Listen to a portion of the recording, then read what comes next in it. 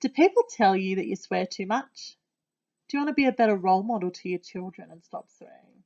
Or be taken more seriously as a professional?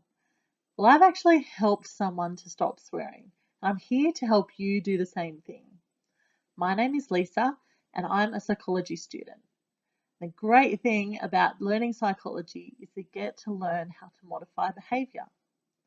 So I want to start off with a functional assessment. I want you to write down the answers to some questions. They'll help you later. And feel free to pause the video at any time. First of all, we'll look at behaviour questions. So, what does your swearing actually look like? What type of swear words do you use? How often do you swear? Do you have outbursts of swearing? If so, how long do they last? And how disruptive is your swearing to yourself and to other people? Secondly, we'll look at the triggers or the antecedents of your behaviour. Firstly, what happens directly before you swear? Who is around when you swear? Are there particular situations that make it more or less likely for you to swear? So, for example, when you're tired or when you're driving. Are there particular days of the week that make it more or less likely that you swear? Or particular times of the day even? And finally, what do people do or say directly before you swear? Now, we'll look at the consequences of your swearing. So, what happens after you swear? What do you do when you swear? What do other people do when you swear? What changes after you swear? And is there anything that you avoid or get from swearing? Now we're going to record similar information over the course of a week to get a baseline of your behaviour. Now, I'm going to need you to write up a table on a piece of paper or in Excel, depending on what suits you best. You're going to need 8 columns. First, it's just an episode column, so just number it from 1 to 100 or 1 to 50, depending on how many times you think you're going to swear throughout that week. Second is the date column, then time, place, and people present. Now, they're all pretty self-explanatory. Your 6th column is going to be your trigger column. Now, that's going to be what the situation was directly before you swore. The 7th column will be your consequences column, and that's going to be what happened directly after you swore. So did it release some tension, or did you get attention from swearing, or did it make you feel better somehow? And your last column is going to be a frequency column. Now that's going to be a record of how many times you swore in that episode. So often when people swear, it'll be an outburst. So they get frustrated or annoyed or really passionate about something and they'll swear 10 times in a row. So in this case, you're going to write 10 in the frequency column. Now, I know this is going to be tedious and you might not want to do it, but it really helps to get a baseline of what your swearing behaviour is like and to also write up some goals. So you're going to need to take this table wherever you go for the next week and write down every episode of swearing, even if you swear just the once. So now we've got a baseline, it's time to move on to the intervention section. And guess what? You've already had a head start. Writing all of that information in a table not only forms your baseline and the basis of your goals, but it also acts as part of the solution. It makes you aware of your swearing, and that's what they call awareness training. Now that's the first habit reversal procedure that we've used, and I'm going to use a couple more. But first, I need to make sure that you've got the answers to your questions and your table in front of you because they'll help you here. Okay, so the second habit reversal method is the motivational training. Now, to start here, I want you to write a list of pros and cons for you quitting swearing.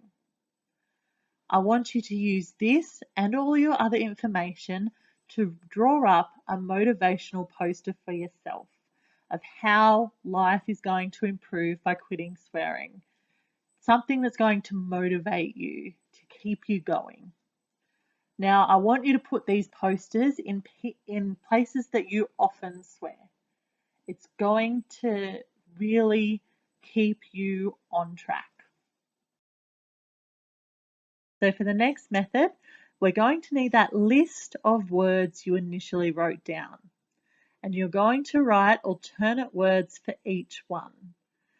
So they might start with the same sound. So for example, you might use sugar instead of shit. Or they have to serve the same purpose for you. So make sure that each word you write down works for you. It needs to be something you'll use every day. This is what was known as competing response. We're also going to need competing responses for each of your other consequences. So remember the section on consequences at the very beginning. Look at those, go through and write down something that will serve the same purpose. So for example, if swearing releases tension for you, maybe write down some relaxation methods such as meditation or deep breathing. So now that you've got the competing responses, we're going to need to set some daily goals and also record how you're going with these goals. Don't worry, it won't be as tedious as that initial table. We're just tallying them now.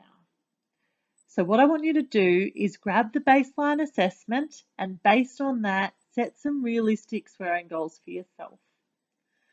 And I also want you to find something to reward yourself with if you achieve those goals. So it could be something as simple as a piece of chocolate at the end of the day after achieving your goals. Now, as your swearing gradually declines, your goal will also decline. This is what we call differential reinforcement of low rates of responding. Eventually, your goal will become 0, which is what we call differential reinforcement of other behaviour, where you'll only be rewarding yourself for the absence of swearing.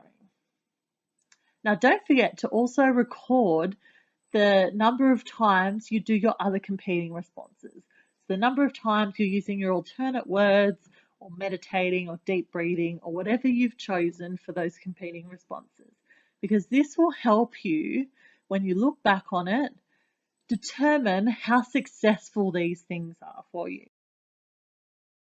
Last but not least, in fact, it's very important, is social support. I want you to go to someone who you trust, someone who you can tell your goal of stopping to swear, your mother, your father, your brother or sister or wife or husband. Go to them and ask them to ask you how you're going with this task. They'll want to support you. They'll respect you for it. It will really help keep you on track. Now, don't forget also that you need to be flexible with all of this. There might be situations that are a common trigger for you that you didn't realize before, even in your baseline assessment, that you're going to need to develop your own strategy for. So for example, if cooking triggers your swearing because you get really frustrated, maybe take some time to come up with a strategy. So be aware in the moment that this is a trigger. Maybe even take it slowly in the kitchen. Just remember that all of these things will actually help you to stop swearing. Okay, so last but not least, I wanted to say that these strategies have actually helped someone to overcome swearing. And I know that they can help you too if you're just determined and put in the effort. So good luck with it. Let me know how you go.